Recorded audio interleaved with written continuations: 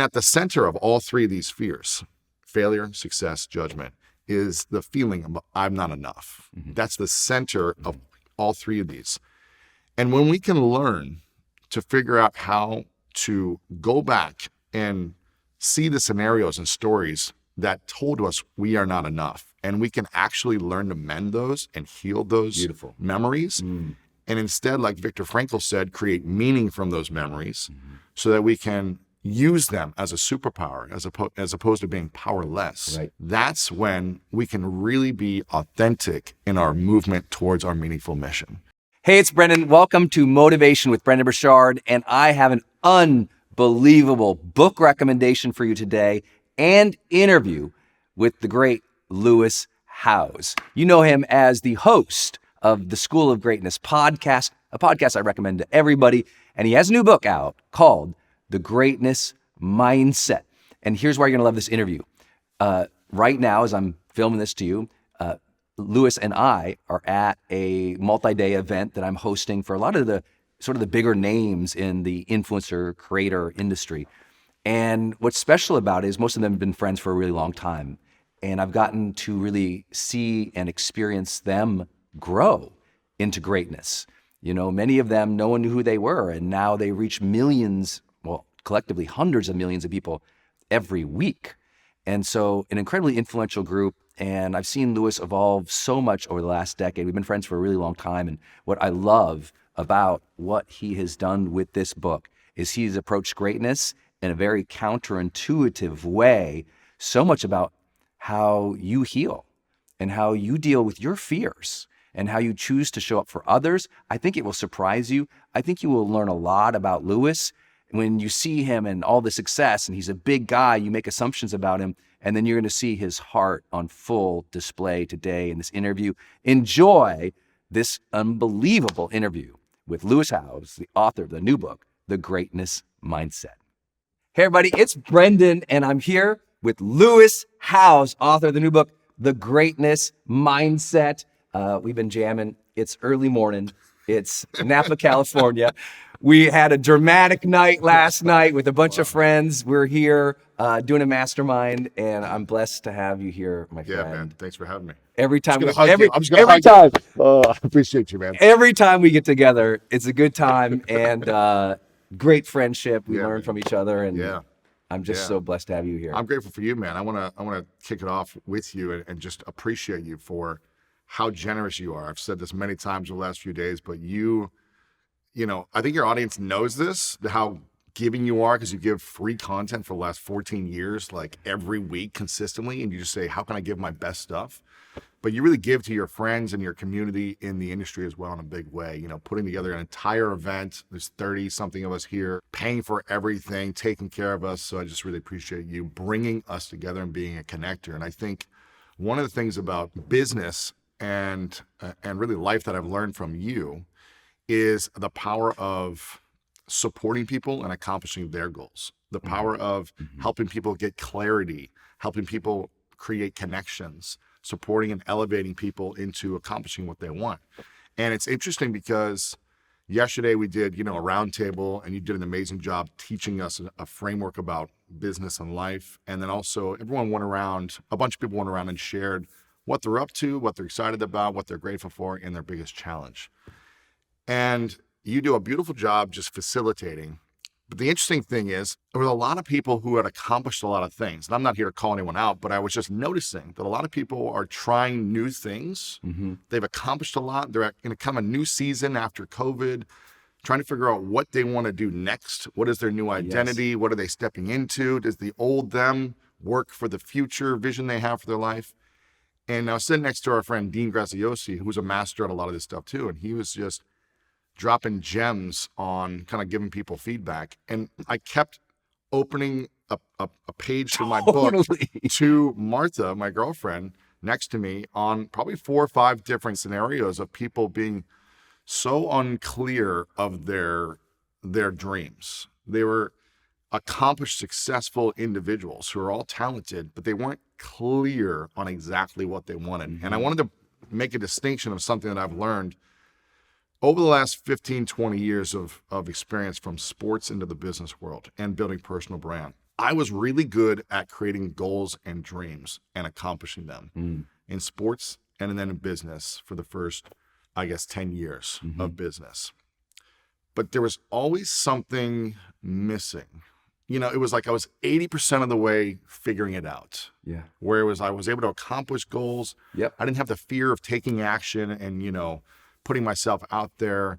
I wasn't afraid of success, but there was something missing. And it's the difference between, I'm going to share a scenario that I would love for you to break down with me and tell me what you think about it. The difference between success and greatness. And I think a lot of people want success. But what I have figured out is that success by itself is selfish. Success and goals and dreams are good, but if it doesn't include others and figuring out how to support and serve other people, then it just becomes about me and not about we. Yes. And that's why I really like the word and the concept around greatness, because greatness includes others. Yes. And it includes your dreams and your biggest goals, and also figuring out how to impact your friends, your family, your partner, your community in a way of service as well on your pursuit of those dreams and goals. True. And that's something I think you do masterfully. You too, my brother. Which is you build and launch and exit massive businesses, but every one of them is tied to how do I help others? Yeah. And by doing that, it's fulfilling, it's renewable energy, and there's clarity. There is like calm within the clarity, because it's not just about, well, I need to be a #1 New York Times bestseller for me. I need to do a $10 million launch for me. And if it doesn't happen, then I'm a failure. And we were kind of hearing concepts like that yesterday. Where it's like, well, what if it doesn't work? And we're the ones that are teaching people how to do this stuff. But, but sometimes we need our own medicine, right? Absolutely. And I think that was something that in my book, The Greatest Mindset, the first concept is getting so clear on a meaningful mission. Not a dream, not a goal, but a meaningful mission is tied to greatness. Goals and dreams are just about success and more me focused. Yep. And a meaningful mission is how do I include others in the dreams and goals? Whether you're just starting out or you're trying to figure out what you're doing, in the creator economy or a small business entrepreneur.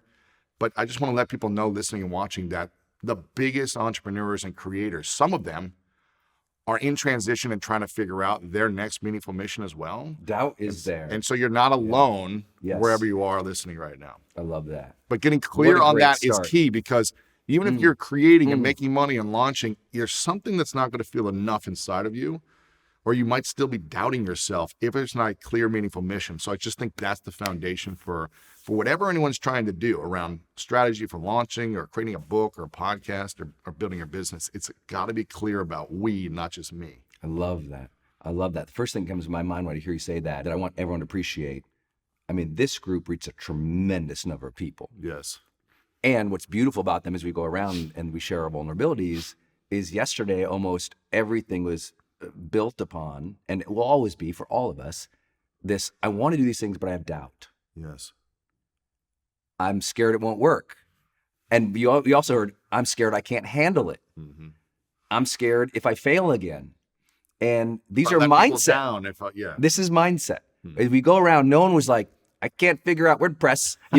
It was like, no. It was me. And it was like, I need to hire this person per se. It was. They weren't worried about the technical. Yeah.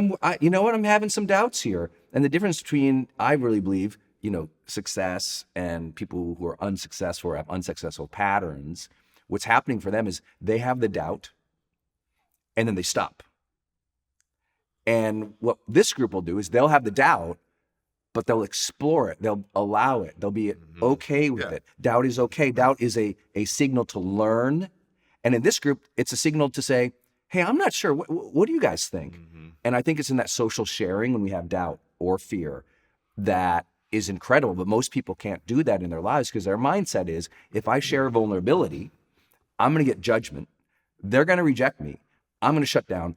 I'm going to stop. So meaning a mission, I can't even do that because I can't even get over myself or share to others what my real thoughts, feelings, dreams are. And one of my favorite things about your book, which I'm just going to compliment you later, and we haven't had a chance to talk about this because for those who are looking, I got the galley copy from this dude yesterday, and I'm so pumped about it. And I love how you broke down the structure, and the first section was on like the barriers to the greatness mindset. Barriers to greatness. And it was like, okay, one barrier, of course, is we have to connect with a meaningful mission.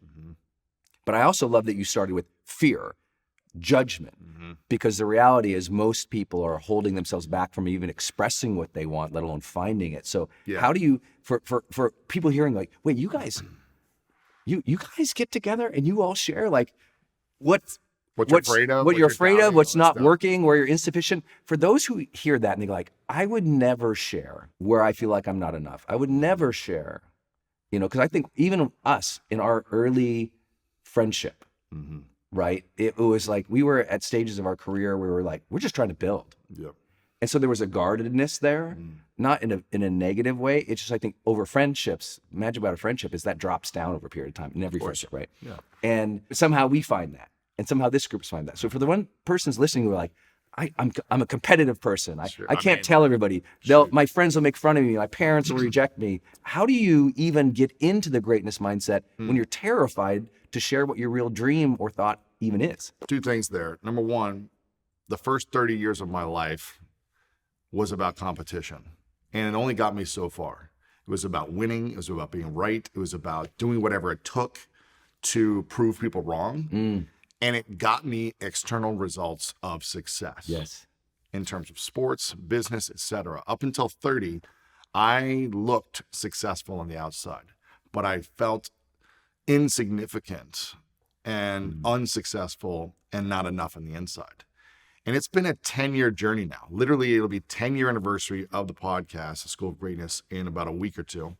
Right at that time is when I started realizing that my ego was driving me. I wasn't even aware that my ego was driving me. I just thought, this is who I am, accept me, don't judge me, all that stuff. I went through the first phase, let's say, of a transformational experience of opening up about a lot of things I was ashamed of, afraid of, insecure about, that I didn't want anyone to know about me, because if they knew about me, I thought no one would love me. I thought they wouldn't accept me. If they knew about what I'd done in my past, what people had done to me, all the shames, which I've talked about publicly. And I said to myself, I'm going to shift from trying to be number one, being the best, and winning at all costs, to collaboration and lifting others up. And being happy. Serving others. Yes. And that was the journey. It didn't happen overnight. It took time to unwind, almost 30 years of programming. Yeah. But it really allowed me to have a lot more peace inside around that. Now, here's the thing around fear. I believe self-doubt is the killer of all dreams.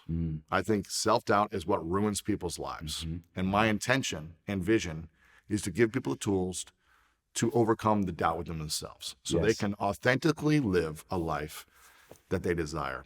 And I believe there are three main causes of self-doubt. The first one is the fear of failure.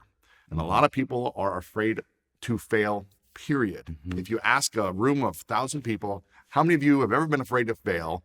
Just raise your hand. Almost the entire room will raise their hand. At some point in their life, and typically right now, it's one of the main drivers of self-doubt that causes them to not launch their thing, whatever it is.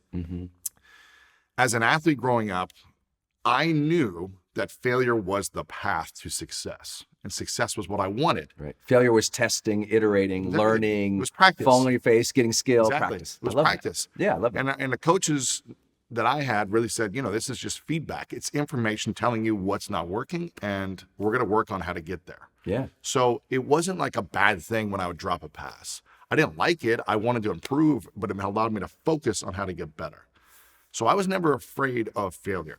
That wasn't my kryptonite. There was something else for me. The second fear, which I didn't understand until I started to study it, is the fear of failure. There's an incredible documentary called The Weight of Gold. It's about Olympic gold medalists who go extremely depressed, have breakdowns, and commit suicide. A lot of gold medalists have committed suicide within a year after winning the gold because of the weight, the pressure, the now everyone wanting something from you, and can you really tell if they care about you for you? Right. And the achievement of having done the thing. Can I do it again? Is that it? Is that all there is? It's the walking on the moon effect, right? Exactly. Now what? You landed on the moon, you're back on Earth. Now what? What's going to feel that amazing? And is it possible even again? Oh my God. My boxing trainer, Tony Jeffries, he was an Olympic bronze medalist for England boxing 15 years ago. And he goes, there's never been a moment like that again. And I'll probably never be able to recreate that feeling. right? So you have to find it in other ways, Yes. which is hard sometimes. And when you chase a dream for 15, 20 years and then it's over, now what do I do? Right. It's like a crisis that we have. So anyways, there's so many things tied to success for people. If you're not trained and ready, could be extremely challenging, specifically around money. If you didn't have money and now you have money, people are reaching out to you, asking for it. It makes you feel overwhelmed. All these things where if you're afraid of something, why would it come to you? If you're afraid of success, why would success say, I want to be in your life? Yeah. You're rejecting it. That's the second thing. I always wanted success, so I was never afraid of it. My kryptonite was the third thing that causes us to doubt ourselves, which is the fear of judgment, other people's opinions. And that was the thing that crippled me. It was more about like what people were thinking about me, what they were saying about me, like their opinions. But I was masking it because I was just like, I'm just driven to succeed. But I was so worried about what people were thinking about me from the wounds that I had from my entire life, that crippled me when I felt triggered in life, when I felt abused or abandoned or whatever it might be. I was like reactive and trying to have a sense of control. Did that make you defensive in like relationships? Right. Because that's usually, everything. Defensive. When I didn't feel understood, I'm reactive, I'm defensive, I'm, all these different things that I had to learn how to heal. And at the center of all three of these fears, failure, success, judgment, is the feeling of I'm not enough. That's the center of all three of these.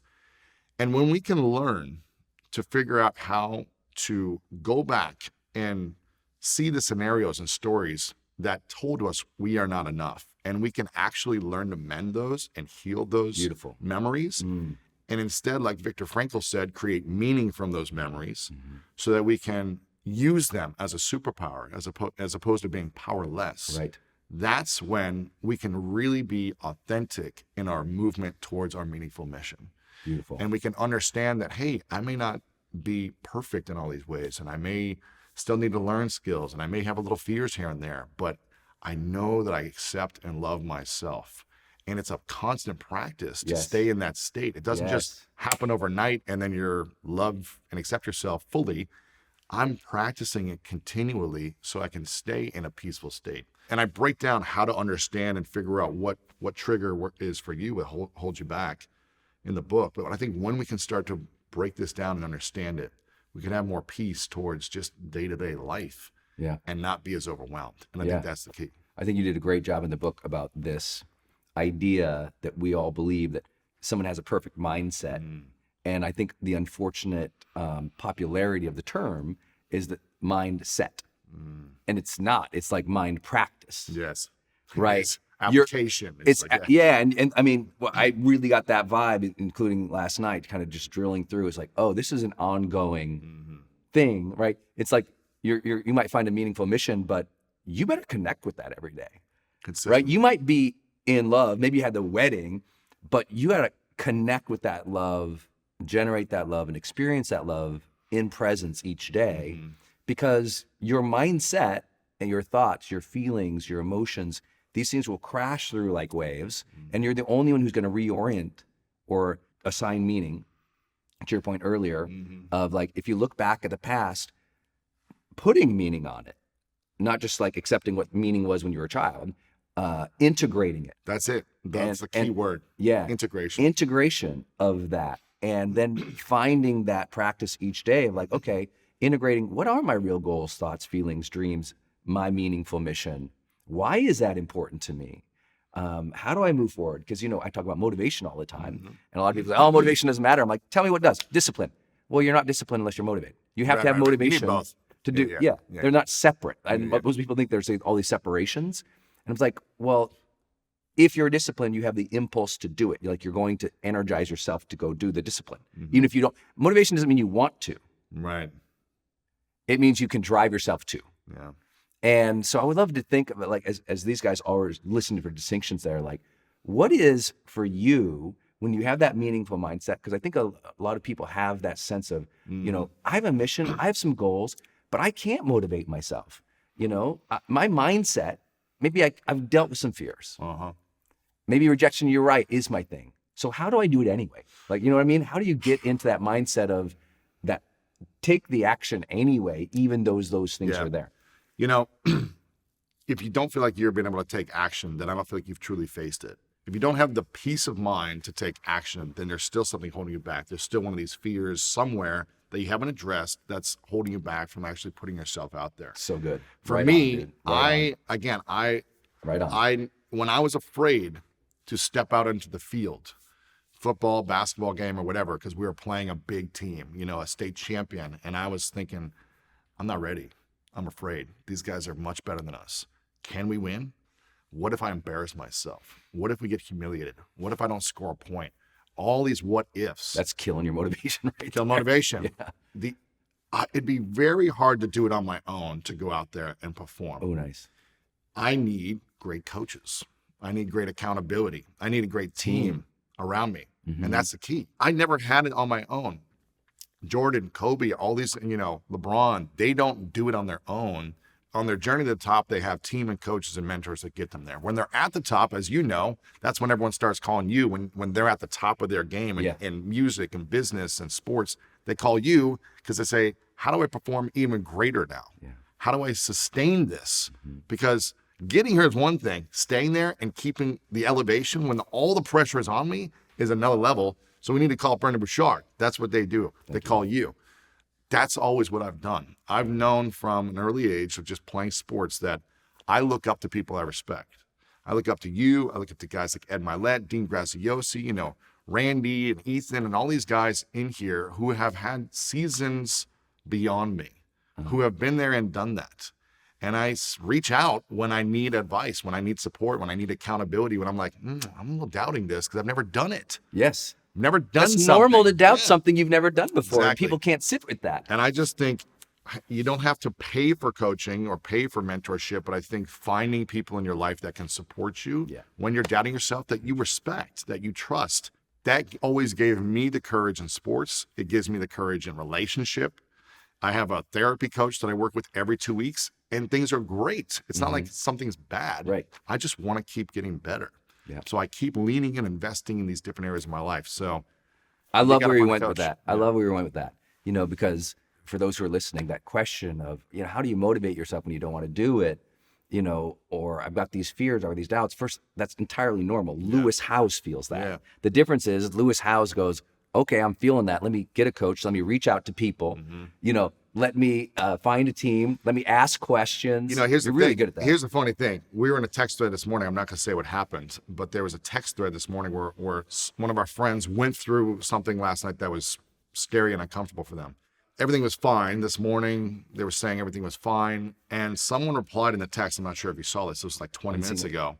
Someone replied in the text saying, because our friend was like, I feel a little embarrassed about what happened. Guys, I'm sorry to break up the party a little bit with what this situation was. And someone replied and said this morning, never feel embarrassed. It's actually more courageous to reach out for help. Yes. Because so many people try to do it on their own. That's it. To not feel embarrassed. And I think it's more courageous to say, hey, I'm not feeling good, or I'm thinking I'm a little off right now, or I'm not sure about myself. It's more courageous to reach out for help and get that support than it is to try to do it on your own. I love it. I tell people all the time, most people, especially in our world or our industry, they're actually not fearful to start the business or start the website or start the podcast or start the thing. It's not fear. It's not real fear. It's not that fear that's like, you're going to be attacked or you're going to fall or you're going to be physically harmed. It's not even that big of a psychological fear. The reality is they would just be embarrassed to be seen starting small. Right? So there's a process in the book to help you overcome this that I talk about. Because again, when I was done with one identity of playing sports and trying out a new identity of business and making money, which I had no business getting into because I didn't know what I was doing, I had all these insecurities and fears. And a mentor of mine said, you haven't done a fear list yet. And I go, what's a fear list? And he goes, you need to write down your biggest fears, rank them from the scariest to the least scariest, and just keep writing down any insecurity and fear and create a fear list. As long as you have a list of fears, you will be powerless in your dreams, or something will hold you back. So in order to be fearless, you need to create a fear list and start knocking them off. I like that. That I couldn't speak in public 15 years ago because I was terrified of what people would think about me. I was embarrassed about how I communicated. Yes. And so that was the number one fear. And I found a coach who was a speaker coach. And he said, you need to go to Toastmasters and you need to put yourself in an embarrassing situation every week. Be uncomfortable. I did not want to do this, but I had a dream of impacting people. And I didn't know if it was going to be in a boardroom or in front of 50,000 people on a stage. I didn't know, but I knew I wanted to make an impact. Yeah. And I knew public speaking, or the ability to communicate effectively and enroll people in a vision, was a skill that I needed to learn in order to do that. And so I didn't want to do this. I did not want to show up and stand in front of a room of professionals and get judged every week. It was the most uncomfortable thing. But I also knew this was the thing that was holding me back from my dreams. So every week I did this for a year. Practice, embarrassment, humiliation, all these things. I mean, it was a safe environment, but you feel embarrassed. Yeah. Because you're not as good as everyone else. But showing up next week, you work through it again. And get better. You work through it again, you work through it. That's the thing that most people don't, a fear or embarrassment, you just got to work through that a bunch. Constantly. The more you work through it, the more it doesn't have its hooks in you anymore. It doesn't. You're aware of it. You're aware of it because we'll still have that. 100%. Right? If last night happened to us, we'd also feel a little 100%. tinge of that. But if we've worked through it a lot, you're like, oh, that's not going to get me today. It's not going to hook me. And you have more practice on just accepting. It goes back to, do I accept and love myself, even if I embarrass myself? Oh, that's great. And that's the key, because when you do, then you have the ability to be more vulnerable, or no matter what happens, you still accept and love yourself. And a lot of us put this pressure that unless I do this, unless I achieve this, people are not going to love and accept me. And the thing is, we are not loving and accepting of ourselves. And that's the key. It's interesting. I would not have, you weren't there, but it was 2 years ago. There was a mastermind thing with Tony Robbins. And at one point, everyone's kind of going around and everyone's getting coached by Tony, right? There's like 20 of us in a room. And I'm the last person to go. For whatever reason, it just came to me last. And I remember, we were supposed to ask Tony a couple of questions about business. And for whatever reason, he just saw it in me. He just saw something was off. And he goes, how's your relationship, brother? I was like, I just lose it in front of all of our peers, individuals who are successful. I am bawling in front of everyone. And I remember thinking to myself, like, should I feel embarrassed?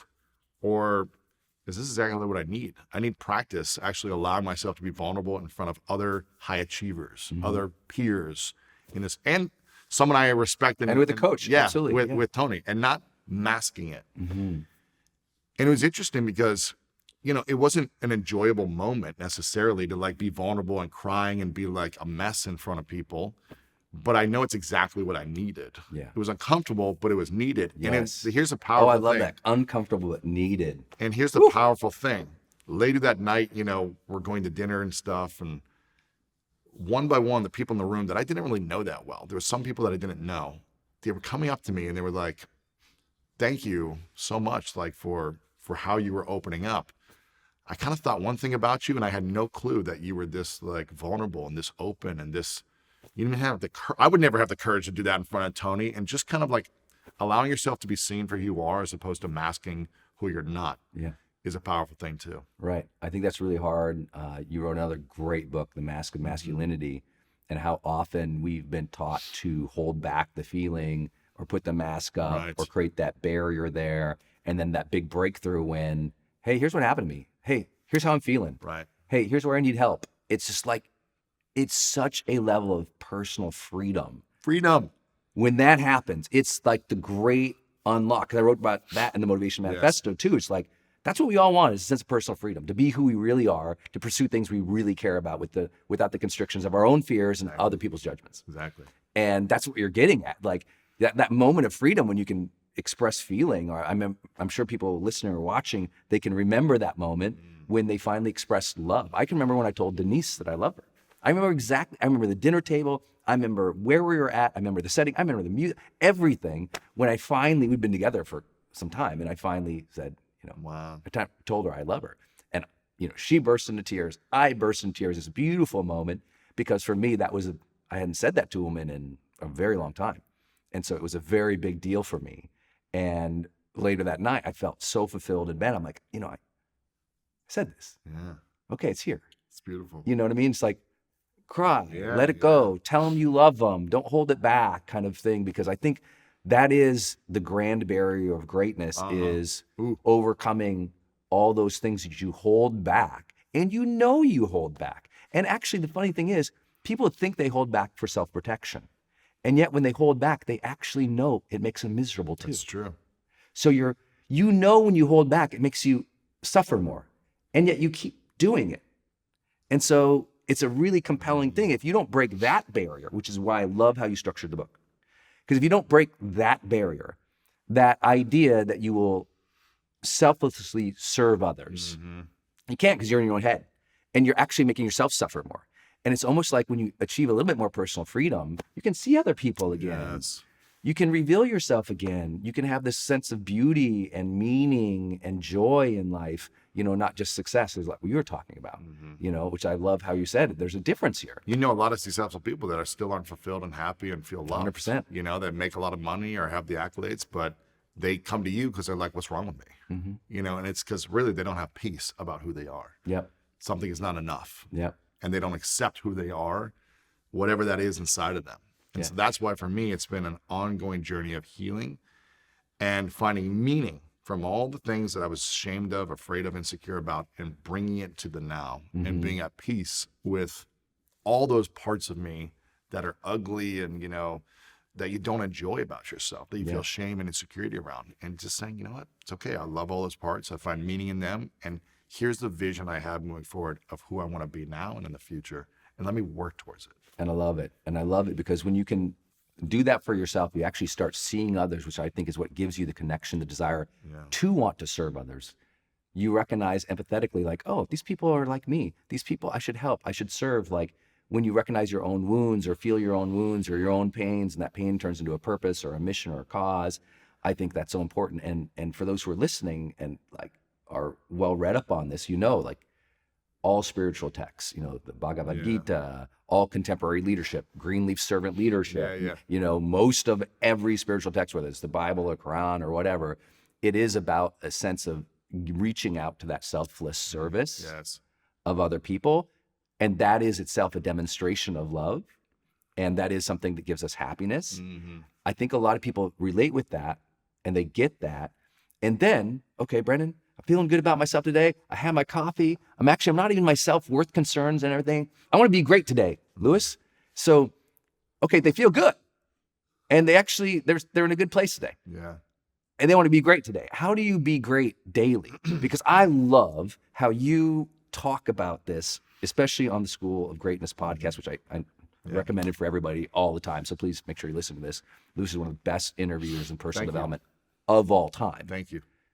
Like unbelievable. But you talk about that a lot when you're trying to tease out what people think about greatness. And it often comes back to it, it's not just legacy 50 years from now. Yeah. Right? It's how you're living your life. So that person goes, all right, I hear what you guys are saying. I actually feel good today. Yeah. I'm ready to get at it. Like, how do you get things done, or how do you live a great day on that achievement side? Right. Yes. So if we're happy, we have a little personal freedom, we're ready to go. Because a lot of people are listening to this, they're like, Brendon, I got it. I'm having a good day. Yeah. How do I be great today? What would you say? I think it starts with gratitude and appreciation when you wake up. Yes. And being thankful that you have another shot at life today, because nothing's guaranteed.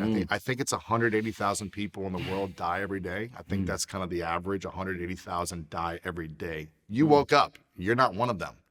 Be thankful. Be thankful. You had traumatic accident in your life where you had an extra golden ticket, right? And you think about that every day, right? Second chance. And you think about that every day. And I think a lot of people take it for granted, and when you see something like COVID happen, you realize, oh, okay, maybe it's not guaranteed. So I wake up in gratitude. I've got a great partner, and she's smiling next to me when I wake up, and it's a beautiful feeling. Yeah. So I wake up enjoying gratitude and appreciation. I think that starts the day. I'm very clear on the night before of what I'm doing that day, the next day.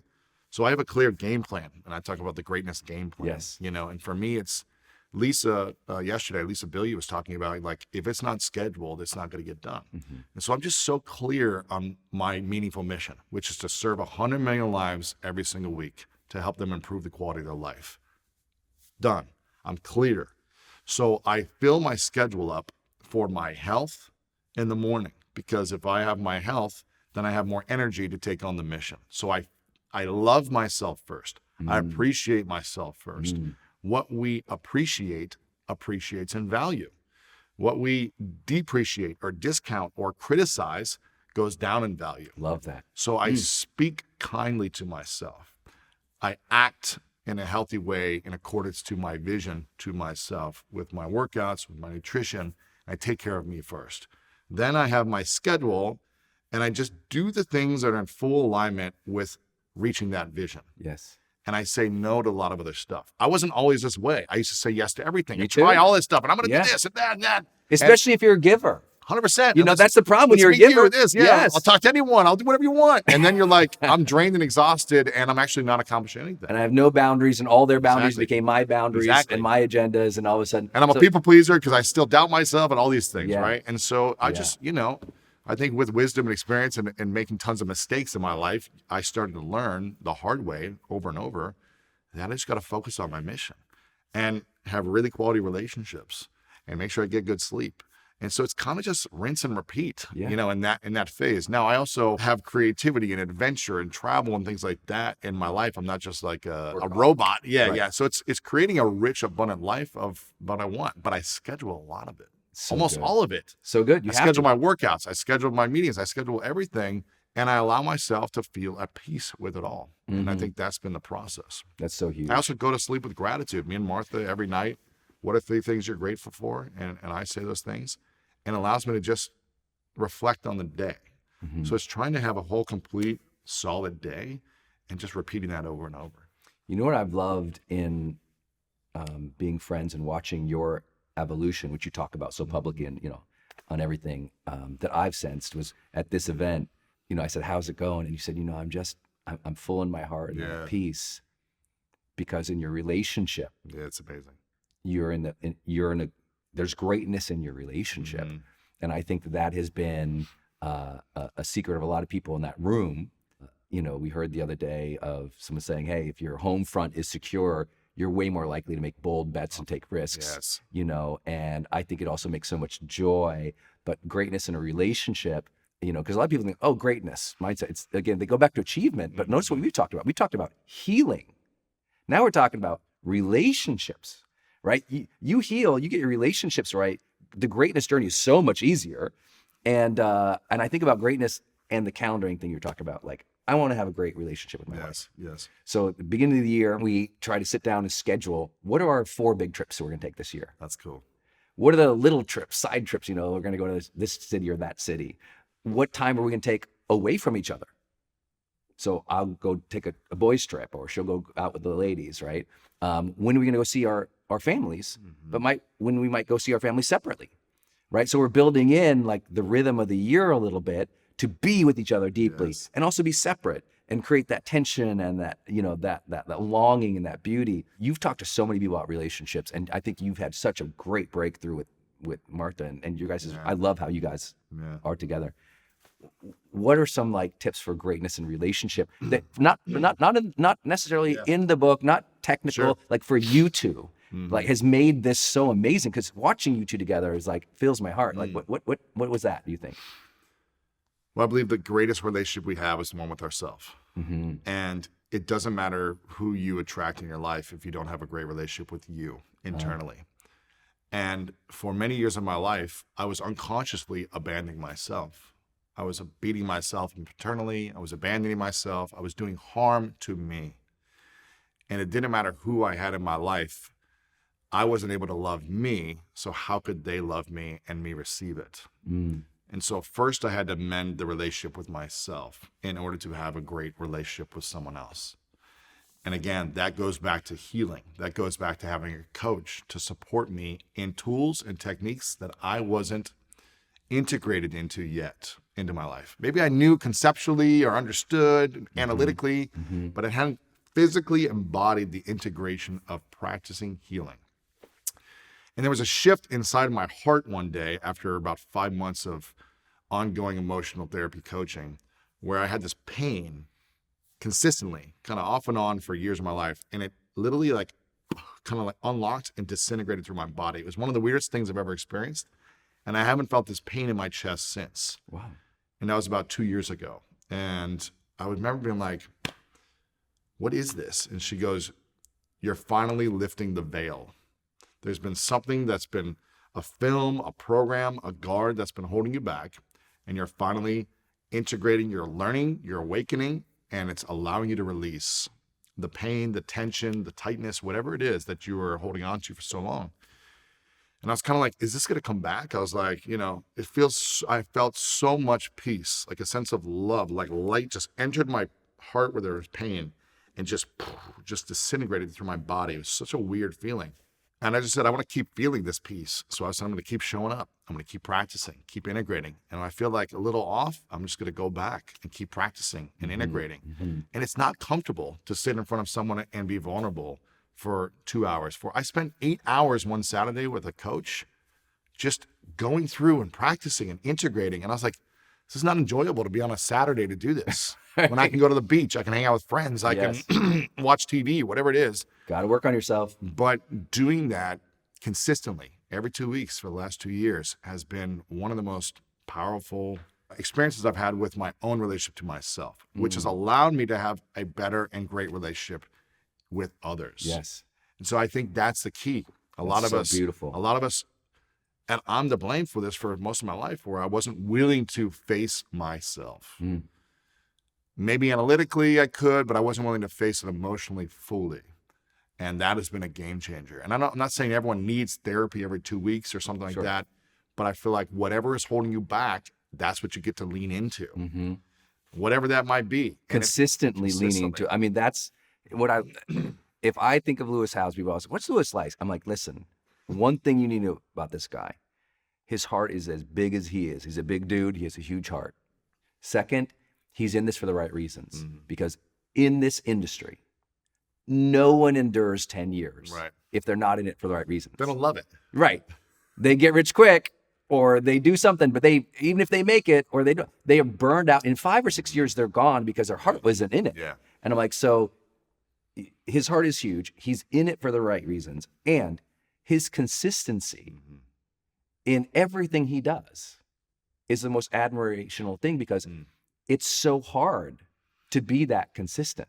And I think that's one of the things that really leads to greatness. Oh, I'm going to consistently explore where I need to heal. I'm going to consistently have the tough conversation. I'm going to consistently drive even when I have self-doubt. I'm going to consistently show up and do my craft. I think that is such a huge element of your success. And I know it's in the book. I think of the book and why people need to read it. Where do you think, in their journey of being consistent and being greater, what's I would say a non-conventional advice in the book where you feel like, what, most people don't think about this when they think about mindset, because I think that's what this whole conversation was, which I love. Is there anything else in the book that you feel like, you took a topic, you flipped it on side, or people wouldn't think of that? Counterintuitive. I think a lot of people look at it in terms of like business and life success and goals. I think a lot of people focus on how can they make the most money. In a lot of ways, like, what's the thing that's going to make me money? What's the opportunity to make money? And let me just there's an opportunity. Let me go do that thing. Like you said, people kind of fizzle out after 3 to 5 years because they chased an opportunity as opposed to doing it more heart-centered, meaningful mission.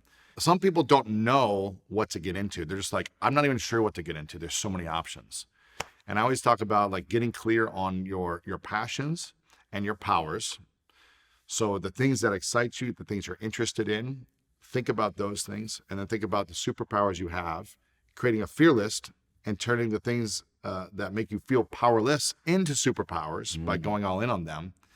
And then the third P is figuring out what's the problem that you want to solve. And a lot of people go after an opportunity to make money as opposed to solving the problem that is fulfilling and meaningful to them. I help a lot of people in different charities. If they reach out to me, I'll donate on pretty much any cause, $50, $100 or something for people's causes. Yeah. But I invest more in the problem that is fulfilling to me that I want to solve, which is childhood education and ending sex slavery for kids, because those are meaningful to me. So I go all in on solving those problems. I help those causes in a more meaningful, bigger way, because that is closer to my life. And that's the problem I want to solve. So I use my talents, I use my passion and my power, my talents, my interests, and I figure out a problem.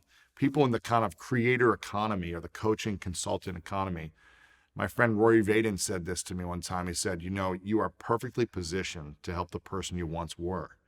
And I think figuring out how do I not go after the money-making opportunity, but go after a problem that is meaningful for me, it'll be more long-lasting. I can be more consistent on that problem because it's closer to me. You can make money doing a lot of things right now. You could sell toothbrushes, you could sell nail polish, and people would buy it. But is it solving a problem that is meaningful for you? Just because you can do it doesn't mean you should do it. And I think a lot of people do stuff because they can, not because they should. Absolutely true. Absolutely true. I just want to honor you and acknowledge you because I've had the blessing of being on your show where you said so many kind things to me. I think about your consistency. I recommend the Greatness Mindset to everybody. If you're listening, get this. I also want to say you're a great man. Thank you. And when I think of greatness, I know people hear that and I give you that compliment. Oh, he's a great man. And it's not because all of his achievements. It's because he's in motion today, trying to be his best self and serve other people. And to me, that's a form of greatness. Working each day, practicing each day to try to be the best of who you are and to serve other people. And I see you do that every dang day for so many years. That's why I think you're a great man. I appreciate you. I love you, brother. Love you, brother. Appreciate you, man. All right, my friends, I hope you enjoyed that interview with Lewis Howes. Make sure you pick up The Greatness Mindset, an unbelievable book. You're going to really enjoy it. And listen, while you're here, make sure you go and join us in Growth Day as well. If you're not a Growth Day member, it's so powerful that every single week you can have live coaching and training from the world's best motivational teachers in Growth Day. So make sure you check it out. Don't let this be the end of this conversation for you today. Every single week, I bring the biggest keynoters in the world together, the greatest wellness experts in the world together. And it's not an interview, it's them teaching full frameworks on how to get the transformation. Go to growthday.com and join us there. I appreciate you being part of this journey of personal development. Today, you made self-improvement a way of life. And I always love to say, every day is a great day to grow. And I love that we did it together. All human beings, what we really desire once we get past safety and sustenance are these four aspirations. We want a greater sense of aliveness. That might mean presence, consciousness, awareness, vibrancy, passion, enthusiasm. We all want more of that. Some people call it adventure. Some people call it just the spice of life or joie de vivre. Whatever it is, we want a sense of aliveness. The second aspiration we talked about was deep connections. That means your relationships. At the end of our lives, it's the relationships that matter so much to us. And we know from research that the deeper relationships you have, the longer we live. Third, meaningful pursuits. Some people get this through creating. Some people get this through service. But I'm here to tell you, the important phrase here is meaningful pursuits. You have to pursue something. We all want to get better, to become more, to be a better leader, a parent, servant, role model. That sense each day that we have something to do that matters. Growth Day, world's #1 system for achieving it. We know from research to improve your life long term, you gotta track your habits. You need a mindset journal. You gotta have a goal setting system. You need deep dive education. You need coaching. You gotta have ongoing conversations with other people about your personal and your professional goals. Our goal for you is to help you make self-improvement a way of life by giving you Things that give you the guidance, the inspiration, the drive, and the motivation to continue becoming more and more successful, healthy, and happy in your life. Every day is a great day to grow. We say that every day in Growth Day. Let's make this day the day you begin that journey.